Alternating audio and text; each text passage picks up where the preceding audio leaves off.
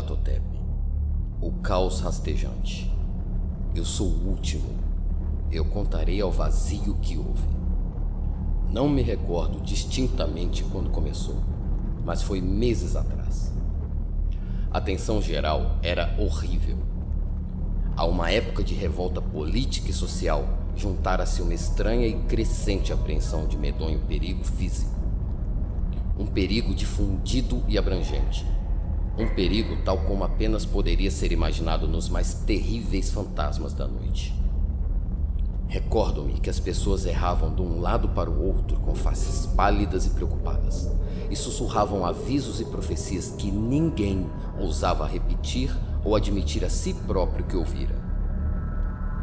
Uma sensação de culpa monstruosa pairava sobre a terra, e para fora dos abismos entre as estrelas sopravam correntes gélidas que faziam os homens tremerem em lugares escuros e solitários. Existia uma alteração demoníaca na sucessão das estações. O calor de outono persistia de forma alarmante, e todos sentiam que o mundo, talvez o universo, tinham passado do controle de deuses ou forças conhecidos para aqueles de deuses ou forças que eram completamente desconhecidos. E foi então que Nyarlathotep saiu do Egito. Quem ele era, ninguém conseguia perceber. Mas ele era do velho sangue nativo e parecia um faraó. Os felás ajoelharam-se quando o viram. Contudo, não conseguiam dizer porquê. Ele disse que havia superado a negridão de 27 séculos e que tinha ouvido mensagens de lugares fora deste planeta. Para as terras da civilização veio Nyarlathotep, moreno, esbelto e sinistro, sempre adquirindo estranhos instrumentos de vidro e metal e combinando-os em instrumentos ainda mais estranhos. Ele falou muito das ciências, da eletricidade e da psicologia, e fez demonstrações de poder que faziam seus espectadores afastarem-se mudos, e que contudo faziam crescer a sua fama até magnitudes descomedidas. As pessoas aconselhavam-se umas às outras a irem ver Nyarlathotep, e estremeciam, e aonde Nyarlathotep ia, o sossego desaparecia, pois as primeiras horas da manhã eram rasgadas pelos gritos de pesadelo. Nunca antes tinham os gritos de pesadelo sido um tal problema público. Agora, os homens sábios quase desejavam que pudessem proibir o sono durante as primeiras horas da manhã, de maneira a que os guinchos de cidades pudessem perturbar menos horrivelmente a compassiva lua pálida. Enquanto brilhava em águas verdes deslizando por baixo de pontes e velhos campanários caindo em pedaços contra um céu doentio. Lembro-me de quando Nyarlathotep chegou à minha cidade, a grande, a velha, a terrível cidade de crimes inumeráveis. O meu amigo havia me falado dele e da fascinação impulsiva e encantamento das suas revelações, e a ânsia de explorar os seus derradeiros mistérios queimou dentro de mim. O meu amigo disse que eram horríveis e impressionantes para além das minhas mais febris imaginações. E o que foi projetado numa tela no quarto escurecido profetizou coisas que ninguém, exceto Nyarlathotep, ousava profetizar. E no crepitar das suas faíscas foi levado dos homens aquilo que nunca tinha sido levado antes e que, não obstante, se revelava apenas nos olhos. E eu ouvi sugerido no estrangeiro que aqueles que conheciam Nyarlathotep contemplavam visões que outros não viam.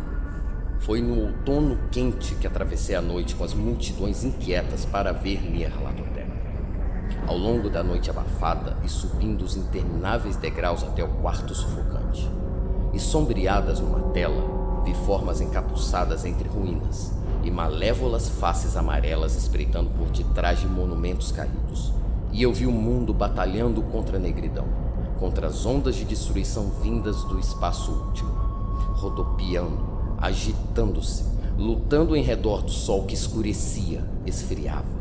Então as faíscas dançaram assombrosamente em volta das cabeças dos espectadores, e cabelos eriçaram-se, enquanto sombras mais grotescas do que posso contar apareceram e se agacharam sobre as cabeças. E quando eu, que era mais frio e científico que os restantes, resmunguei um protesto trêmulo sobre embuste e eletricidade estática. Nyarlathotep mandou-nos a todos para fora, pelos degraus atordoados até as ruas da meia-noite, úmidas, quentes, desertas. Gritei em voz alta que não tinha medo, que eu nunca poderia ter medo.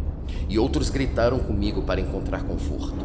Juramos uns aos outros que a cidade estava exatamente na mesma, e ainda viva. E quando as luzes elétricas começaram a enfraquecer, amaldiçoamos a companhia inúmeras vezes e rimos das caretas embaraçosas que fizemos. Penso que sentimos algo descer da lua esverdeada, pois quando começamos a depender da sua luz, demos por nós vagueando no meio de curiosas formações involuntárias em marcha, e parecíamos saber os nossos destinos, embora não ousássemos pensar neles. Numa ocasião, olhamos para o pavimento e descobrimos as pedras soltas e deslocadas pela relva, e mal uma linha de metal enferrujado a mostrar por onde os elétricos se haviam movido. E outra vez vimos nós, um elétrico, solitário, sem janelas, dilapidado e quase caído de lado. Quando fitamos ao redor o horizonte, não conseguimos encontrar a terceira torre à beira-rio, e notamos que a silhueta da segunda torre estava dentada no topo.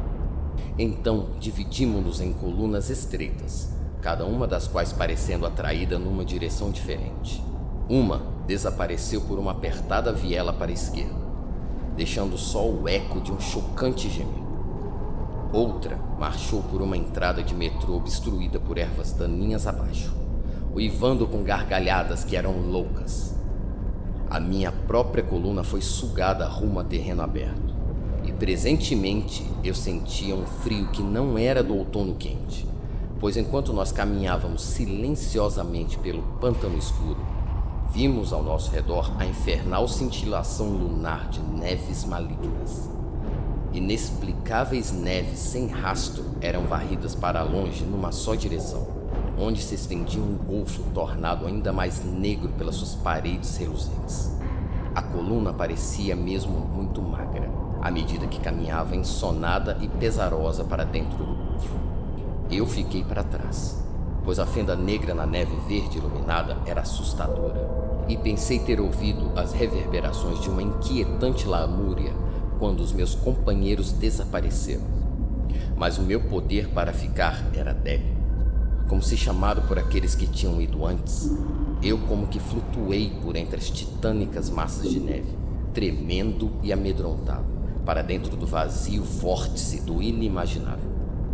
Formidavelmente racional, ou pasmadamente delirante, só os deuses que eram podem dizer.